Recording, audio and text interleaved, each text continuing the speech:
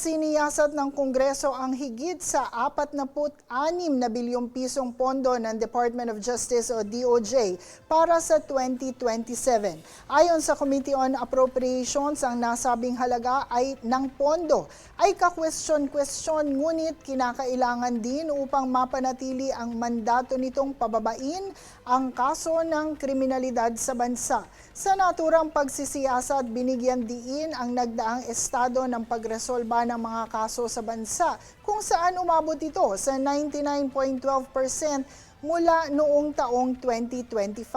Sa kabila nito, iminungkahi naman ang pagbabawas ng halaga para sa naturang ahensya, kabilang na ang Bureau of Immigration, National Bureau of Investigation, maging ang Office for Alternative Dispute Resolution sa ilalim ng pambansang budget sa 2027. Ibinawas ang ilang halaga ng pondo sa mga serbisyong tumutugon sa kaso ng anti-trafficking, anti-cybercrime at mga biktima ng karahasan at pang-aabuso maging ang mga corrections program.